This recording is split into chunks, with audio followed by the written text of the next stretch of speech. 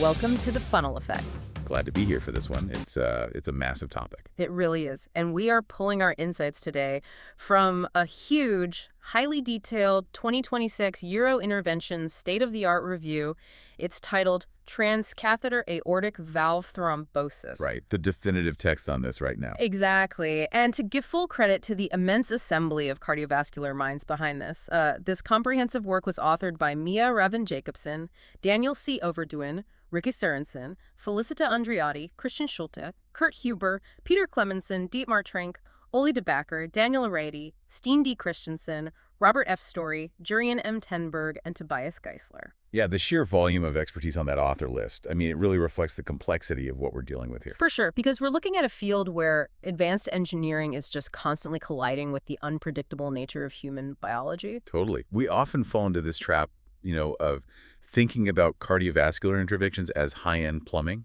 Right, like there's a blocked pipe, you thread a shiny new valve into place, you secure it, and boom, the fluid dynamics are restored. Exactly. It's a very binary expectation. Like Right. the valve is either fixed or it's leaking. But replacing a human heart valve without opening the chest, well, it shatters that simple plumbing analogy. Because we are operating within a living, highly reactive, and occasionally hostile biological ecosystem, right? Yeah, the plumbing analogy fails completely because an artificial structure is being placed into a highly pressurized, constantly moving environment where your host tissue has these very specific aggressive defense mechanisms. No, isn't just water flowing to a pipe. No, not at all. It's a complex liquid organ, and it's designed to coagulate the absolute second it senses an anomaly. Which brings us to the core mission of our deep dive today. We are breaking down the engineering marvel of TVA. That's transcatheter aortic valve implantation. Right. And more specifically, we're unpacking the hidden, deeply complex threat of valve thrombosis, which is basically the formation of blood clots on these bioprostheses. Yeah. And medical science is currently walking a terrifying tightrope with this. They're trying to balance the risk of a patient bleeding out against the risk of their new valve just clotting shut. It's wild. And for you listening, whether this is for a family member or just your own future knowledge, understanding the mechanics of heart valves is really a masterclass in human engineering and biology. The urgency of this tightrope walk, well, it's driven entirely by the shifting demographics of TBI patients. Yeah, that's the key, because a decade ago, this procedure was reserved strictly for patients who were fundamentally inoperable. I mean, individuals in their 80s or 90s with severe comorbidities. People who simply wouldn't survive the trauma of having their chest cracked open for a traditional surgical valve replacement. Exactly. And for those patients, a transcatheter valve only needed to function for maybe 5 to 7 years to be considered a huge clinical success. But the landscape has completely changed now. TBI is aggressively expanding into lower-risk, younger demographics. We're seeing patients in their 60s opting for this minimally invasive approach. And when you deploy a biological tissue valve into a 65-year-old, your durability expectations change radically. Right, because that valve can't just last 5 years anymore. It needs to perform flawlessly for 2 or 3 decades. Exactly. The lifespan and the structural integrity of these artificial valves has really become the single most critical question in modern interventional cardiology. Okay, so to appreciate why durability is threatened by thrombosis, we have to look at the sheer mechanical violence of the deployment itself, don't we? Oh, absolutely. I mean, TAVI involves taking a biological tissue valve, which is typically fashioned from the pericardial sac of a cow or a pig, suturing it into a collapsible metal stent frame, and then crimping it down to roughly the diameter of a pencil. Just visualizing that is crazy. And then they thread it through the femoral artery in the leg, all the way up into the aortic root. And then without stopping the heart or putting the patient on bypass, the new valve is just expanded directly inside the failing native valve. Yeah, it physically crushes the old, rock-hard, calcified leaflets right against the aortic wall to make room for itself. And it takes over the regulation of blood flow instantly. It's an extraordinary mechanical feat. It's essentially like deploying a complex umbrella inside a hurricane without ever turning off the wind. That's a great way to put it. Yeah. And while the procedural safety has improved astronomically, the source material really emphasizes that the immediate periprocedural thromboembolic risks remain super high. Because when you force a rigid catheter system through a diseased vascular tree and violently crush a calcified valve, The debris that breaks loose has to be substantial, right? Oh, it is. The review explicitly lists the composition of these periprocedural emboli, and it paints a pretty stark picture of the vascular trauma. Yeah, the debris shooting up into the systemic circulation can actually consist of fragments of the patient's own aortic wall, chunks of calcification sheared off the diseased valve, and even microscopic plastic particles scraped directly off the catheter delivery system itself. Right. And if this debris travels up the carotid arteries to the brain, it precipitates an ischemic stroke, or a TIA, a transient ischemic attack. Or if it embolizes into the coronary ostia, it triggers a heart attack. Exactly. Now, the medical community has developed sophisticated cerebral embolic protection devices to catch some of this debris. But that acute periprocedural risk is only the first hurdle. Right, because as the technique has matured and acute survival rates have skyrocketed, the clinical narrative has shifted. Yeah. The pressing danger is no longer just what happens on the operating table. It's the long-term insidious threat of valve leaflet thrombosis. Which is the phenomenon where blood clots slowly organize directly onto the delicate biological leaflets of the new prosthesis, months or even years post-implantation. Exactly. Okay, let's unpack this. Because in the early days, TVI was essentially a makeshift lifeboat. If it kept you afloat for a few years, it was a miracle. But today, it is expected to be a luxury cruise liner that sails flawlessly for 30 years. But I have a pushback here. If we are inserting a sterile, hydrodynamically optimized valve, shouldn't the body just accept it like a new piece of plumbing? You would think so, but no. The body's primary physiological directive is to maintain vascular integrity. The inner lining of your blood vessels, the endothelium, is this continuous layer of specialized living cells. And they secrete biochemical signals to keep blood flowing smoothly, right? Exactly. So when blood encounters any surface that lacks this living, signaling endothelium, it interprets that foreign surface as a breach. Whether it's the metal struts of a stent or the treated tissue of a prosthetic leaflet. Right. The blood assumes there's been a catastrophic injury, and it immediately initiates the coagulation cascade to seal it. Wow. And when a valve clots, even on a microscopic level, the physical properties of the leaflets change, don't they? They do. They become rigid, they lose their suppleness, so they fail to open fully when the heart pumps, and they fail to close completely when it rests. Which causes persistent mechanical restriction. It places unnatural shear stress on the biological tissue, which accelerates structural valve deterioration. Yeah, leading to calcification, tearing, and ultimately catastrophic failure. Which brings us to a really fundamental distinction the authors make in the review.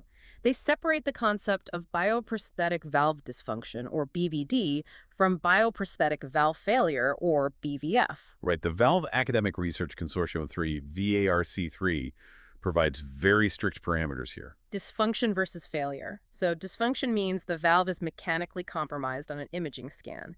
It might be showing signs of abnormal thickening or reduced mobility due to clot formation. But then this is the crucial part. The patient might be entirely asymptomatic. They are walking the dog, going to work, feeling completely normal. Right. Whereas failure, on the other hand, is defined as a patient-oriented clinical endpoint. Yeah, when a valve crosses the threshold into failure, the patient is experiencing severe, tangible consequences. The valve is irreversibly failing hemodynamically. They present with debilitating shortness of breath, sudden heart failure. They require an urgent reintervention, or it results in a valve-related death.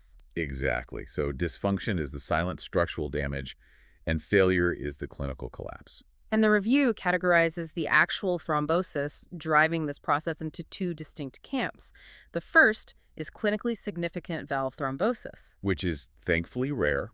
The incidence rate is remarkably low, falling between under 1% up to roughly 2.8%. And this is the dramatic presentation where an obstructive thrombus is so massive that the patient is rushed to the ER in acute distress, suffering from severe heart failure or a major stroke. Right.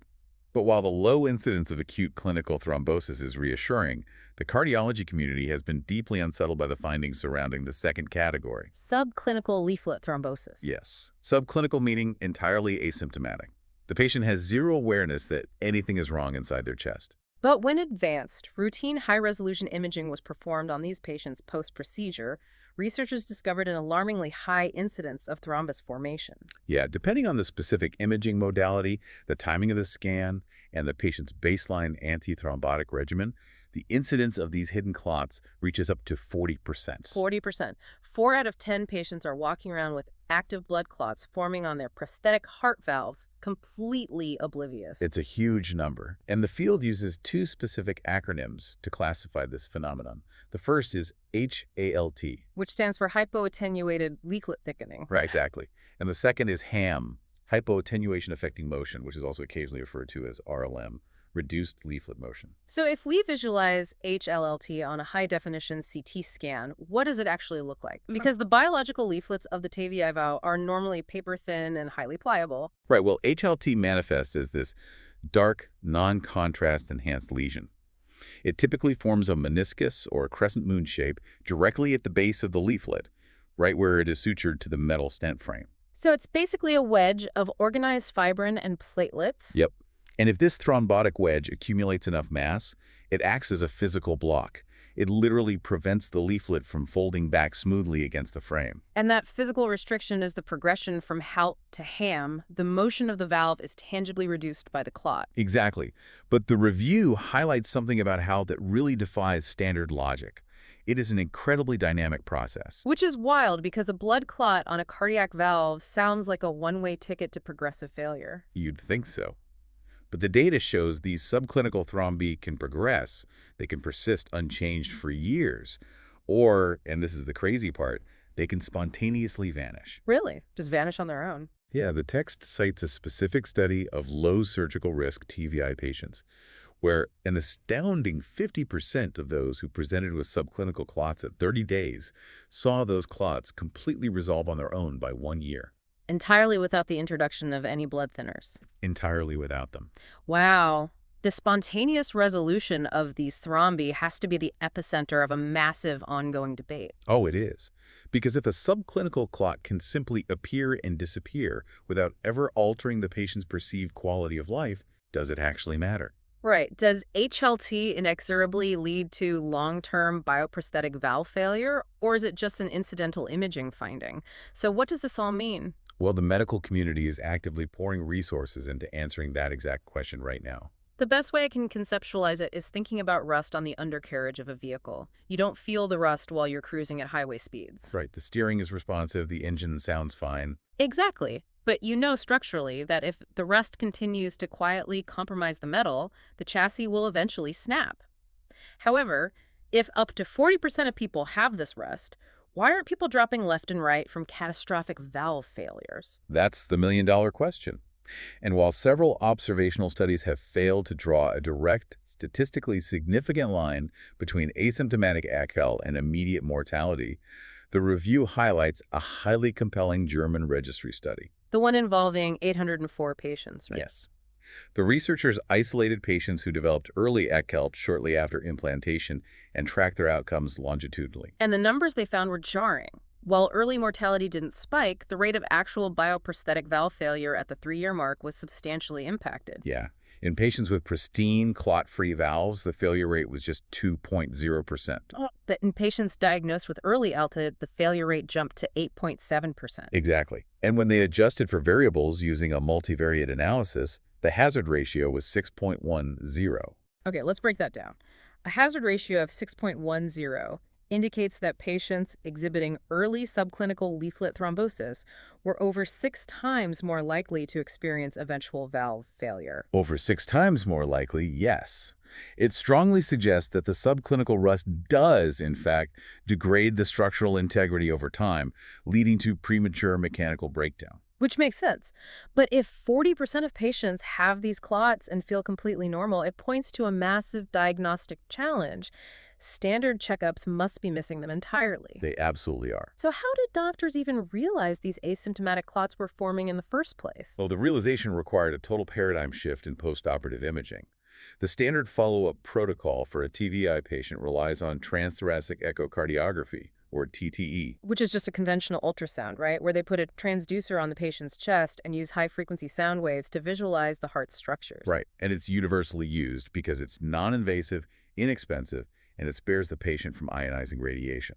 But the authors of the review are unequivocal about the limitations of standard TTE. It vastly underdiagnoses HLT. Vastly.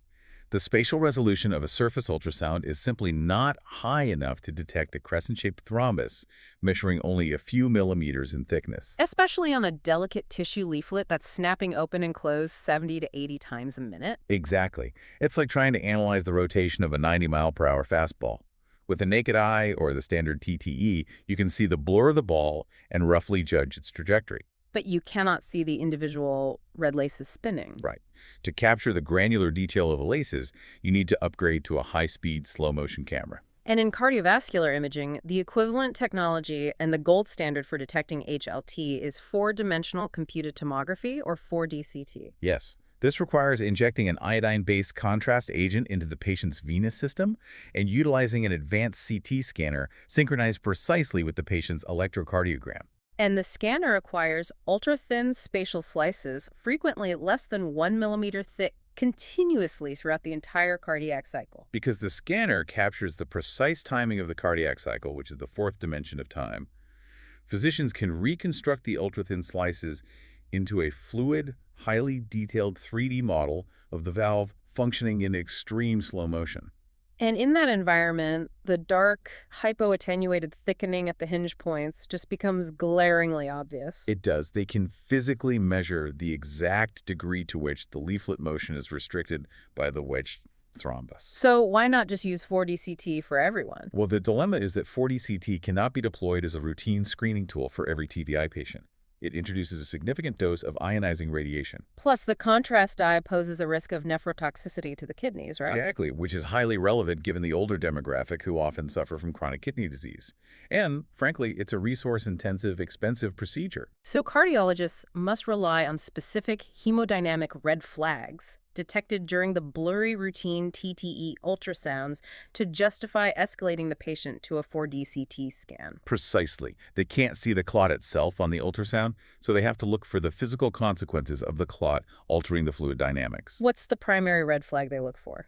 It's an unexplained increase in the mean pressure gradient across the prosthesis. Okay, so if a routine TTE reveals that the pressure required by the left ventricle to force blood through the transcatheter valve has increased by 10 millimeters of mercury or more compared to the baseline scan, then that is a glaring warning sign. It dictates that the functional opening of the valve has narrowed, forcing the heart to work significantly harder to maintain the same cardiac output. which heavily implies the thrombus is mechanically locking the leaflets. Right. The review also details the importance of tracking the effective orifice area, or EOA. The EOA is a calculated measurement of the actual usable space through which blood can flow when the valve is fully open, correct? Yep. If the EOA is progressively shrinking on successive ultrasounds, it confirms an obstruction. However, diagnosing thrombosis based solely on gradients in EOA requires careful differentiation from a phenomenon known as patient prosthesis mismatch. Patient prosthesis mismatch. This is a fascinating engineering problem to me. This isn't a clot at all. It's a structural miscalculation. Exactly. It occurs when a perfectly functioning, fully opening transcatheter valve is simply too small for the patient's body surface area and cardiac output requirements. It's the equivalent of installing a high-performance motorcycle engine into a heavy commercial truck. The engine is running flawlessly, but it lacks the capacity to move the volume required. That's a perfect analogy. Yeah. The ultrasound will show highly elevated pressure gradients, but it's a flow mismatch, not a thrombotic obstruction. So if the TTE is ambiguous and the patient has contraindications for a 4D CT scan, what's the backup? The guidelines suggest transesophageal echocardiography, 2OE, as the primary alternative. That's where they pass a specialized transducer probe directly down the patient's esophagus, right? Yes. TAWE circumvents the poor resolution of surface ultrasound because the esophagus rests immediately posterior to the left atrium of the heart. The ultrasonic waves do not have to penetrate the rib cage, muscle, or air-filled lungs. And that proximity yields a dramatically higher resolution image, making it highly sensitive for directly visualizing thickened leaflets and reduced mobility when CT is unavailable. Exactly. So imaging technology has evolved to the point where we can routinely find these subclinical clots in stunning high definition, but the medical community then had to face a much more complex biological question. Why are they forming in the first place? Right. And to answer this, researchers actually applied a foundational medical doctrine from the 19th century directly to 21st century bioengineering. Virchow's triad. Yes. Rudolf Virchow, a pioneering German physician, postulated in the 1850s that the pathogenesis of thrombosis requires three specific, overlapping physiological conditions. Stasis of blood flow, endothelial injury, and hypercoagulability. And more than a century and a half later, Virchow's triad remains the absolute governing framework for understanding why transcatheter valves fail. Let's analyze that first pillar. Stasis of blood flow. Stasis simply means the blood is no longer flowing linearly, it's pooling, stagnating, or moving erratically. Right. When a TAVI valve is deployed, it's expanded within the rigid ring of the old, diseased native valve. This specific deployment geometry creates a new anatomical space called the neosinus. The neosinus. This is the cul-de-sac or pocket formed between the synthetic leaflets of the artificial valve and the patient's native aortic wall. Exactly. As the left ventricle ejects blood at high velocity through the central orifice of the new valve, it creates intense fluid shear layers that generate turbulent, stagnant flow patterns within these outer neosinus pockets. Here's where it gets really interesting to me. The fluid dynamics at play here perfectly mirror the hydrology of a fast-rushing river. How? Well, in the center channel of a river, the water velocity is immense, aggressively sweeping away anything in its path. But along the banks, behind large rocks or sharp bends, you find quiet, swirling eddies. The water in these eddies moves in slow, circular patterns. In nature, these eddies become collection points for debris. Leaves, silt, and branches naturally drop out of the fast current and accumulate in the slow water. That's brilliant. And in the aortic route, the neosinus acts exactly as the river eddy. As the blood swirls sluggishly at the base of the leaflets, platelets and red blood cells are trapped. And the longer they remain in stasis, the more likely they are to aggregate, activate, and form a localized thrombus. And the mathematical models backing up your river eddy analogy are striking. The review cites advanced in vitro simulator models demonstrating the extreme sensitivity of this stasis. Like if the valve is deployed just slightly too low in the ventricular outflow tract, the area of stagnant flow in the neosinus increases sevenfold. Sevenfold. Furthermore, if the patient has a depressed left ventricular ejection fraction, meaning their heart muscle is weak and pumping with low cardiac output, the washout of the neosinus is severely compromised, leading to a fourfold increase in stasis. So poor hemodynamics virtually guarantee blood pooling. Absolutely.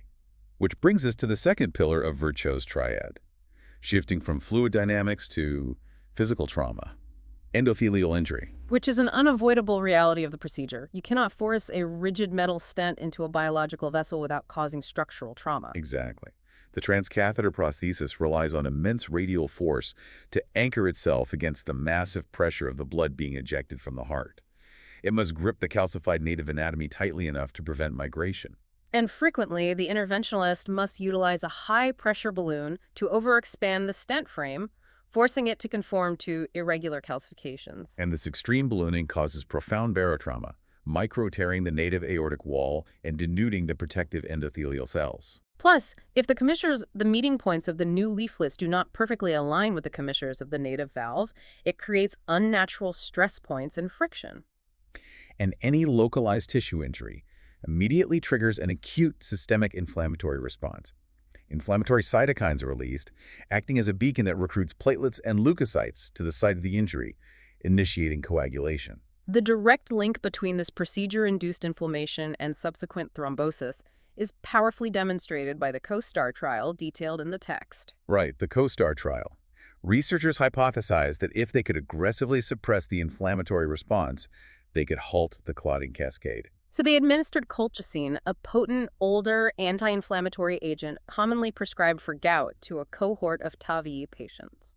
The regimen started 1 day prior to the implantation and continued for 12 days post-procedure, and the imaging results at 30 days were definitive. The incidence of subclinical leaflet thickening plunged from 54.2% in the placebo control group down to an astonishing 27.1% in the colchicine group. The colchicine effectively halved the rate of subclinical thrombosis merely by blunting the inflammatory cascade triggered by the endothelial injury. Now, although the COSTAR trial was prematurely terminated due to an unexpected imbalance in stroke rates in the placebo group, the mechanistic proof of concept was solidified. Yeah, physical injury drives inflammation, and inflammation drives neosinus thrombosis. Okay, so that covers stasis and endothelial injury.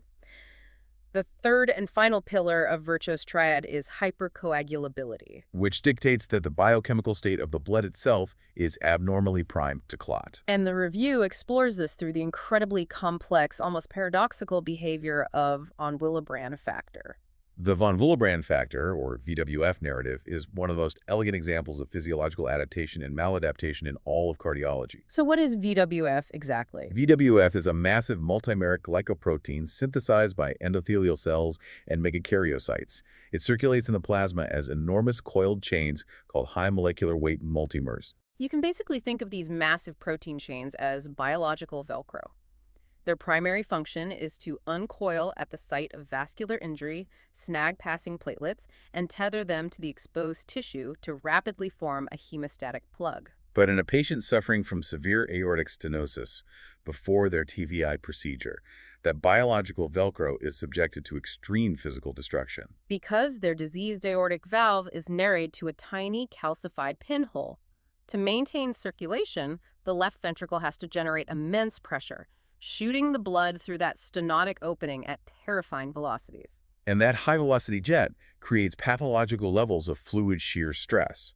As the massive VWF multinarmers are forced through the stenotic valve, the shear forces physically stretch and unravel the coiled proteins. This uncoiling exposes hidden cleavage sites on the protein backbone, right? Yes, an enzyme in the blood called ADAMTS13 immediately recognizes these exposed sites and cleaves the VWF, literally chopping the high molecular weight multinors into tiny, functionally useless fragments. The sheer stress of the diseased valve literally shreds the blood's ability to clot. Precisely. Up to 92% of patients with severe aortic stenosis develop an acquired form of von Willebrand syndrome. Their coagulation capacity is so decimated by this mechanical shredding that they frequently develop Hayes syndrome, which is characterized by severe, unprovoked bleeding from fragile blood vessels in the gastrointestinal tract called angiodysplasias. So their heart is squeezing so hard through a calcified hole that it destroys their clotting factor, causing them to bleed internally into their stomach. The sheer interconnectedness of the human body is staggering. It really is.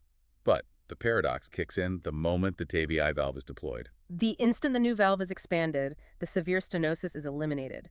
The effective orifice area opens up, the pathological pressure gradient normalizes, and the extreme shear stress instantly vanishes. And the mechanical shredding of VWF halts immediately, and the gastrointestinal bleeding resolves. However, the body's homeostatic feedback loops are not instantaneous. Because the liver and endothelium have been working in overdrive, pumping out massive quantities of fresh VWF to compensate for the continuous destruction. Exactly. When the shredding stops, the body continues to release these enormous, ultra-sticky, high molecular weight multimers into the circulation. So the physiological pendulum swings violently in the opposite direction. Yeah. The patient's blood transitions from a severe bleeding disorder directly into a temporary VWF predominant state. For a critical window of time post-implantation, their blood is intensely hypercoagulable, completely saturated with long chains of highly reactive molecular Velcro. And where does this ultra-sticky blood flow? Directly into the stagnant, slow-moving eddies of the neosinus, brushing against the inflamed, injured tissue of the native aortic wall. It is the flawless, catastrophic completion of Virchow's triad. It really is. You have blood moving at a crawl, exposed to a highly inflamed and denuded vascular surface in a patient whose plasma is chemically supercharged to coagulate. The formation of leaflet thrombosis under these specific conditions isn't just surprising. Clinically, it's almost inevitable. Right. And because the stasis of blood and the endothelial injury are fundamentally problems of fluid dynamics and structural geometry, the discussion really has to pivot to the physical architecture of the transcatheter valves themselves. The engineering challenge is immense, and the patient's unique anatomy dictates the difficulty level. Designing a prosthesis that can be aggressively compressed, navigated through tortuous vasculature, expanded symmetrically within a calcified ring, and achieve perfect hemodynamics without triggering Virchow's triad is phenomenally difficult. And when we introduce complex patient anatomies, the risk profiles change drastically. Consider the hemodynamics of valve-in-valve procedures. A valve-in-valve procedure is utilized when a patient who previously underwent open-heart surgery for a surgical bioprosthesis presents years later with that surgical valve degenerating. Right. Rather than subjecting an older patient to a second, highly lethal open-chest operation, The interventionalist simply deploys a new transcatheter valve directly inside the internal diameter of the failing surgical valve. The concept is elegant, but the resulting fluid dynamics are highly problematic. Advanced computational fluid dynamic simulations demonstrate that the neosinus dead space is severely exaggerated in a valve-in-valve geometry. Yeah, you have the leaflets of the old surgical valve pinned back by the stent frame of the new transcatheter valve, creating a complex, multi-layered pocket. The blood gets trapped between these overlapping layers, significantly prolonging the residence time of platelets in the stagnant zone. And this amplified stasis directly correlates with a heightened risk of thrombus formation. Furthermore, inserting a valve inside an existing valve inherently reduces the internal diameter. Vastly increasing the probability of severe patient prosthesis mismatch. Exactly. And the geometry gets even more complicated when dealing with bicuspid aortic valves. A healthy native aortic valve is tricuspid, meaning it has 3 distinct leaflets that open to form a perfectly circular orifice. But roughly 1 to 2% of the population is born with a congenital anomaly where the valve only develops 2 functional leaflets. And a bicuspid valve typically forms an oval or highly elliptical opening rather than a perfect circle. Which presents a profound geometric mismatch for TAVI. Absolutely. Transcatheter stent frames are engineered to expand into perfect cylinders. If an interventionalist attempts to expand a perfectly circular nitinol frame into a heavily calcified, rigid, elliptical bicuspid annulus, the frame cannot achieve symmetrical expansion. It is forced into an ovoid shape. This asymmetrical, suboptimal expansion leaves paravalvular gaps, alters the tension on the prosthetic leaflets, and prevents them from closing with proper symmetry. And the clinical data reflects this anatomical friction. The review references the Notion 2 trial, which compared outcomes between bicuspid and normal tricuspid anatomies. The rates of the composite endpoint of death or disabling stroke were numerically higher in the bicuspid cohort, 6.1% compared to 2.2%. Right. And while the trial didn't flag a significantly higher rate of major clinical thrombosis at the 1-year mark, other robust observational registries clearly show elevated rates of subclinical HLLT when specific valve designs fail to expand fully in these elliptical anatomies. This naturally transitions into the most fiercely debated topic in transcatheter engineering, the architectural philosophy of the valves themselves. Oh, this is a huge debate. The market is primarily divided into 2 competing deployment mechanisms: balloon expandable and self-expanding platforms. And the mechanics are vastly different. Balloon expandable platforms, such as the widely used Sapien series by Edwards Lifesciences, utilize a cobalt chromium frame crimped tightly over a deflated balloon. The physician navigates the system into the annulus and inflates the balloon with massive targeted pressure. The radial force permanently deforms the metal frame, locking it securely into the calcified native anatomy. Crucially, these valves are generally intraannular. The new biological leaflets are positioned relatively low, sitting down inside the tightest, narrowest portion of the native aortic ring. The competing philosophy is the self-expanding platform, dominated by devices like the Evolute series from Medtronic. These frames are manufactured from nitinol, a highly specialized shape memory alloy.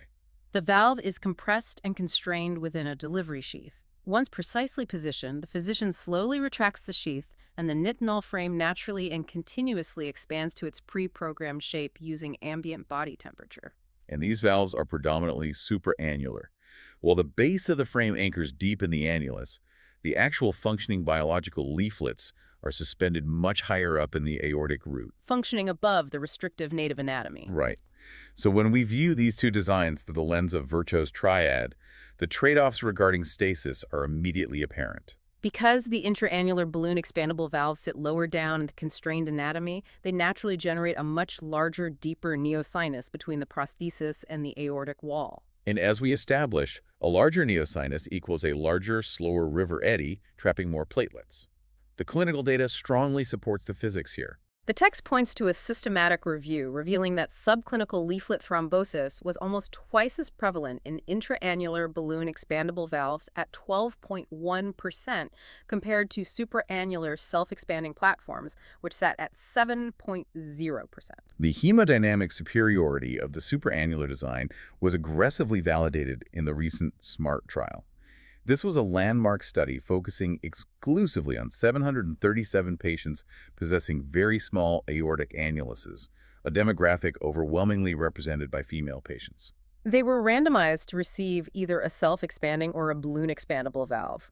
Because the native annulus is so tight, maximizing the effective orifice area is critical. And the results at the 1-year mark were completely one-sided. The self-expanding valves demonstrated overwhelming superiority in preventing biprosthetic valve dysfunction. The dysfunction rate in the self-expanding cohort was 9.4%. In the balloon-expandable cohort, the dysfunction rate was a staggering 41.6%. The intraannular design simply struggled to achieve adequate hemodynamics in that restricted space, leading to profound flow abnormalities and dysfunction. However, the review is very careful not to crown the self-expanding mechanism as flawless. They pivot to discuss the spectacular clinical failure of the ACURATE ID trial to illustrate the severe vulnerabilities of the self-expanding approach. Yeah, the ACURATE ID trial evaluated a next-generation self-expanding valve known as the ACURATE Neo2. The trial completely failed to achieve non-inferiority against a control group of established transcatheter valves. For the primary 1-year composite endpoint of death, stroke, or rehospitalization, when the investigators forensically examined the procedural data to figure out why the valve failed so dramatically, they found that the self-expanding frame was significantly underexpanded in roughly 20% of the cases. Because underexpansion is the Achilles heel of nitinol frames. Yep. If the native calcification is particularly dense, the memory metal may not possess the outward radial force required to push the calcium aside and achieve a fully circular expansion. And when the frame is pinched or constrained, the geometry of the entire prosthesis is distorted. The biological leaflets inside the frame, which are precisely measured to pull taut across a fully expanded circle, suddenly have excess slack. And that slack is disastrous. The excess tissue folds in on itself, creating microscopic creases and wrinkles across the surface of the leaflet. These tiny creases act as localized pockets of absolute flow stasis. They become perfect micro-incubators for thrombus formation. Once a clot takes hold inside a crease, the altered fluid dynamics allow it to propagate rapidly across the leaflet. Exactly. Okay, I have to challenge the methodology here based on simple physics. If we know with absolute certainty that underexpansion creates creases, and those creases act as incubators for blood clots, why is underexpansion even tolerated? What do you mean? Why doesn't the interventionalist just utilize a high-pressure balloon post-deployment to forcefully expand the nitinol frame to its absolute maximum limit in every single patient? Just use sheer hydrostatic pressure to iron out all the creases. It is a completely logical mechanical solution, but it violently violates the biological constraints we discussed earlier. Think back to the second pillar of Virchow's triad. Endothelial injury. If you overexpand the balloon, you cause massive barotrauma. Exactly. If you aggressively utilize a high-pressure balloon to stretch the annulus and iron out the creases, you inflict profound structural trauma on the native aorta. You denude the endothelium, trigger massive systemic inflammation. And you simply replace stasis-driven thrombosis with injury-driven thrombosis. Right. Furthermore, aggressive ballooning in heavily calcified anatomy carries a very real risk of causing an aortic root rupture, an instantly catastrophic event on the catheterization table. The physician is trapped in an impossible microscopic tightrope walk. Deploy the valve too loosely, and the slack leaflets form thrombotic creases. Expand it too aggressively, and the resultant tissue injury triggers the coagulation cascade anyway. They must find the exact millimeter of optimal expansion customized to that specific patient's calcification pattern. It is genuinely terrifying to realize how narrow the margins of success actually are, and this intricate mechanical tightrope walk is perfectly mirrored by the pharmacological tightrope walk physicians face post-procedure. Oh, absolutely. Once the valve is physically in place, the medical team have to design a medication regimen that keeps the blood thin enough to prevent HLLT, without making it so thin that the patient hemorrhages. Which brings us to the agonizing clinical dilemma of antithrombotic management. Despite everything we have discussed regarding Virchow's triad, the hypercoagulable VWF state, and the 40% incidence rate of subclinical clots, the globally accepted treatment philosophy right now is strictly less is more. Yeah. For a standard TVI patient, someone who does not have an independent indication for anticoagulation, like atrial fibrillation, the standard of care is single antiplatelet therapy. In practical terms, they are sent home on a low dose of aspirin. Which seems completely counterintuitive. You have a complex bioprosthesis sitting in a highly thrombogenic environment, and you are treating it with the same mild antiplatelet used for minor vascular disease. But the reluctance to deploy heavier anticoagulants is deeply rooted in severe clinical trauma, specifically from trials like Galileo. The Galileo trial, is a defining, somewhat tragic moment in this narrative. The investigators recognized the high rates of subclinical leaflet thrombosis and decided to proactively intervene. They took standard TEVI patients and randomized them. One group received the standard single antiplatelet therapy. The experimental group was placed on a potent direct oral anticoagulant, a DOAC, called rivaroxaban at a dose of 10 milligram daily, combined with aspirin for the first 3 months. The explicit goal was to chemically suppress HL. And from a strictly mechanical imaging perspective, the rivaroxaban worked perfectly. The 4D CT scans of the patients on the rivaroxaban arm were pristine. Yeah, the oral anticoagulants aggressively disrupted the coagulation cascade and virtually eliminated the occurrence of subclinical leaflet thrombosis. The valve leaflets remained highly mobile and free of clot burden. However, the trial was abruptly and prematurely terminated by the Independent Data and Safety Monitoring Board. Because the chemical cure was killing the patients. The clinical outcomes were devastating. While the valves looked beautiful on the CT scans, the patients receiving the heavy oral anticoagulants experienced a significantly higher rate of major, life-threatening bleeding events, particularly severe gastrointestinal hemorrhages. Most tragically, the rivaroxaban group demonstrated a significantly higher rate of all-cause mortality compared to the standard antiplatelet group. The aggressive anticoagulation successfully prevented the theoretical long-term risk of valve failure, but subjected the patient to an immediate fatal bleeding risk. It is the darkest irony in interventional cardiology. The aggressive chemical treatment required to dissolve the rust on the undercarriage ultimately destroys the car. The medical community learned a brutal lesson. Routine, heavy anticoagulation for every TAVI patient is an unacceptable hazard. This conservative less is more strategy was further validated by the popular PAUSE-TAVI trial. Right, the popular PAUSE-TAVI trial. It addressed a very specific high-risk subset. Patients undergoing TAVI who already required long-term oral anticoagulation due to pre-existing conditions like atrial fibrillation. The clinical question was whether to continue the heavy blood thinners uninterrupted throughout the actual surgical procedure to absolutely minimize the risk of peri-procedural stroke and valve thrombosis, or to temporarily interrupt the drugs for a few days to mitigate bleeding risks at the catheter access site in the femoral artery.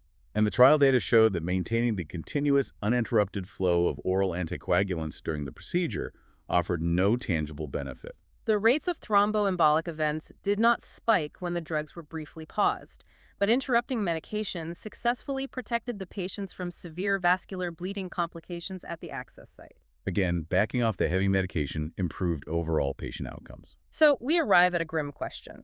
If the direct oral anticoagulants that successfully cure HHA are simply too dangerous to prescribe routinely because they induce fatal gastrointestinal hemorrhages, what is the protocol? Do interventionalists just have to accept that 40% of their patients will develop subclinical clots and passively hope that the patient falls into the 50% cohort where the thrombus spontaneously resolves? For asymptomatic subclinical HL2, the current consensus guidelines advocate for exactly that: active surveillance. Unless the patient manifests physical symptoms, the risk of a fatal bleed outweighs the benefit of dissolving an invisible clot. The paradigm only shifts if the patient crosses the threshold into confirmed clinical thrombosis. Meaning the patient returns to the clinic highly symptomatic, gasping for breath, or a routine echocardiogram reveals an astronomical spike in the transvalvular pressure gradients, proving the valve is physically locking up.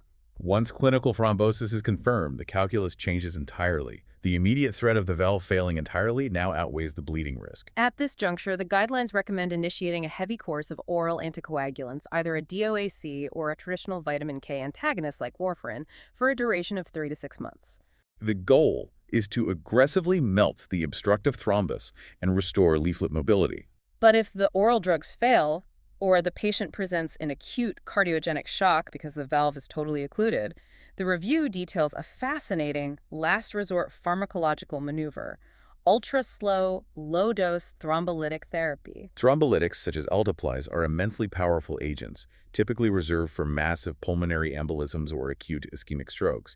They don't just thin the blood, they actively dismantle existing fibrin clots. However, administering a standard bolus of alteplase to an elderly TAVI patient would likely trigger an immediate catastrophic systemic hemorrhage. So to utilize this powerful tool safely, they alter the delivery kinetics drastically. Instead of a rapid systemic infusion, they administer a heavily reduced dose, specifically 25 milligrams infused agonizingly slowly via a continuous drip over 25 hours. The clinical strategy is to maintain a constant low-level concentration of the clot-busting agent, slowly and meticulously dissolving the thrombus off the leaflets over a full day and night without ever spiking the drug levels high enough to compromise the vascular integrity in the brain or the gut.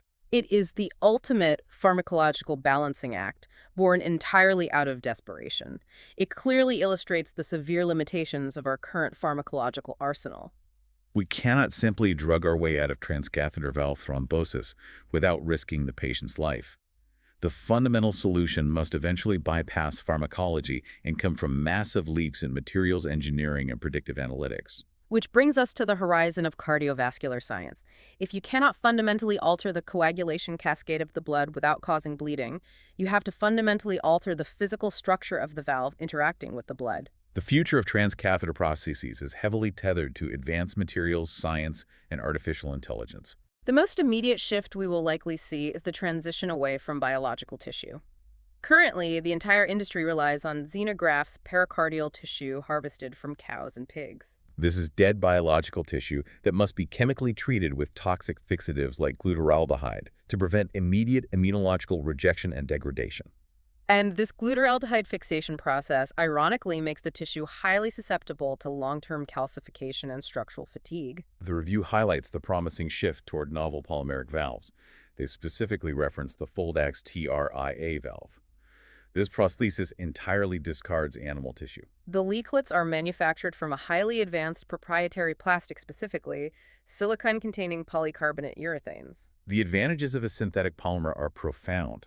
Because it is synthesized in a laboratory, the molecular structure can be engineered to be inherently antithrombogenic. The surface chemistry actively repels platelet adhesion, meaning the blood simply refuses to stick to it. Furthermore, polycarbonate urethanes are vastly more durable and resilient than fixed biological tissue. They can endure the extreme mechanical stress of being tightly crimped into a delivery catheter without sustaining the microscopic damage and creases that plague nitinol-mounted biological leaflets. No creases mean no micro-incubators for stasis. Exactly. And if a highly engineered non-stick polymer isn't futuristic enough, researchers are developing active dynamic coatings for these valves. The text describes in silico and in vitro models testing what are known as photo-triggered coatings. Scientists are chemically grafting a specific photosensitizer molecule called chlorin E6 directly onto the surface of the polymeric leaflets. This represents a shift from passive prevention to active, targeted eradication. If a patient with a coated valve develops a localized thrombus, the physician does not need to prescribe a dangerous systemic blood thinner. Instead, they can direct a specific wavelength of near-infrared laser light at the patient's chest. The light waves penetrate the tissues and strike the chlorin E6 coating on the valve. And when the coating absorbs the near-infrared light, it triggers a localized chemical reaction, releasing highly reactive oxygen species directly at the site of the clot. These reactive oxygen species literally break down the fibrin mesh of the thrombus on demand, while simultaneously destroying any bacterial biofilms that might be forming on the prosthesis. It is a laser-activated, targeted clot-busting heart valve. I'm blown away by that. But while photo-triggered polymers represent the future of materials, the future of pre-procedural planning relies entirely on advanced computational modeling. The goal is to move away from reacting to subclinical thrombosis and toward predicting and preventing it with absolute anatomical precision using computational fluid dynamics, or CFD. The concept of CFD is lifted directly from aerospace and Formula One racing. Before an F1 team builds a physical wing for a car, they construct a perfect 3D digital model, place it in a virtual wind tunnel, and simulate millions of data points to see exactly how the air will flow over the carbon fiber to identify points of drag.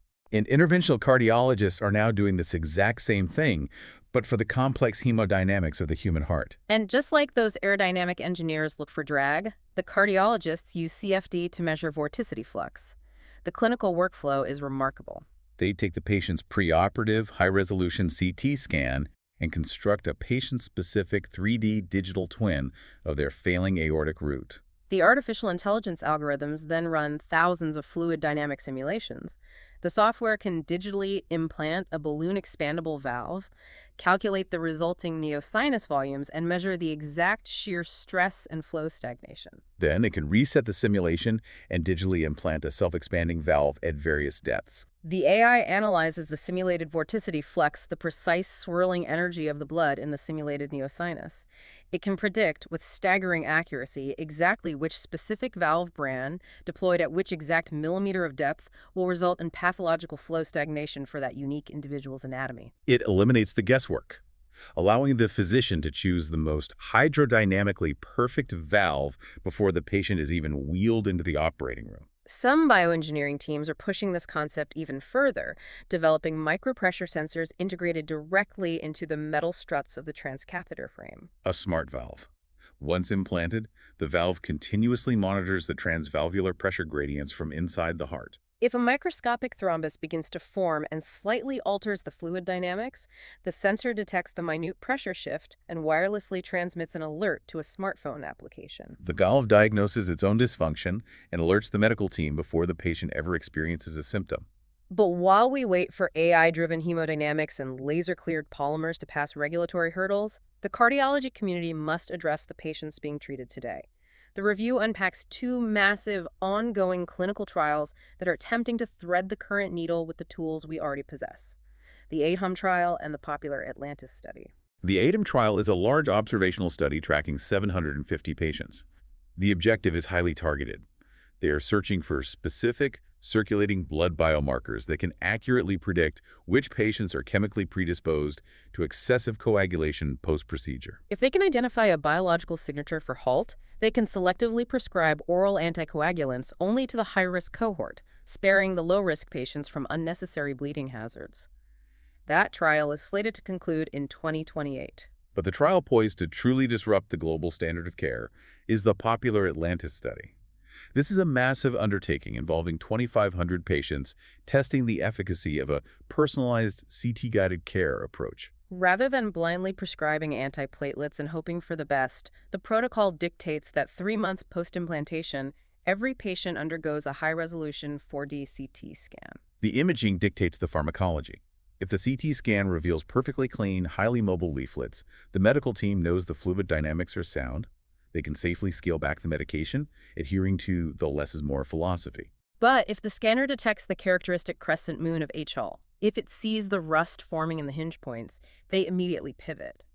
The patient is switched to a therapeutic dose of an oral anticoagulant for exactly 1 year. The strategy is to aggressively melt the subclinical thrombus before it induces structural deterioration, and then withdraw the dangerous anticoagulants before the cumulative bleeding risk becomes lethal. They are utilizing advanced imaging not just for passive observation, but for active, highly targeted pharmacological guidance. When Popular Atlantis publishes its final data at the end of 2028, it has the potential to fundamentally rewrite the clinical guidelines for TAVI management worldwide. It is a profound convergence of high-resolution imaging, targeted pharmacology, and patient-specific data analytics. It serves as powerful evidence that the medical community is not complacent. They recognize the inherent biological friction in this miraculous procedure, and they are aggressively innovating to ensure that these bioengineered life rafts ultimately outlast the patients themselves. Yeah. We have covered immense ground today. We started by examining the sheer physical violence of deploying a glutaraldehyde fixed animal tissue valve inside a beating human heart. We explored the silent, pervasive threat of subclinical leaflet thrombosis, the 40% of patients developing invisible clots. We unpacked Virchow's triad, understanding how the turbulent river eddies of the neosinus and the sheer stress-induced destruction of von Willebrand factor conspire to turn the bloodstream into a hypercoagulable threat. We debated the agonizing pharmacological catch-22, where the drugs required to dissolve the clots frequently cause fatal hemorrhages. And finally, we looked toward a horizon defined by AI-simulated wind tunnels, smart sensors, and laser-activated polymers. If there is a final overarching perspective to take away from this data, it is that we are witnessing the death of the plumbing era of cardiovascular surgery. We can no longer view the heart as a mechanical pump and these prostheses as inert pipes and valves. We are finally being forced to respect the procedure as a dynamic, highly reactive biological partnership. The human body is constantly surveilling, constantly reacting, and constantly adapting to foreign structures. As we integrate artificial intelligence, continuous biosensors, and bioreactive polymers into these prostheses, we have to ask a profound question. Will the transcatheter heart valves deployed in 2050 even be classified as artificial? Or will they function as living, adapting, digitally governed tissues, acting more like a symbiotic organism seamlessly integrated into the human vascular system than a mechanical medical device? From a crude life-saving pipe to a living, thinking, symbiotic ecosystem, it completely reframes how we think about the engineering residing inside our own chests. Something to ponder the next time you feel your pulse. Thank you for watching The Funnel Effect.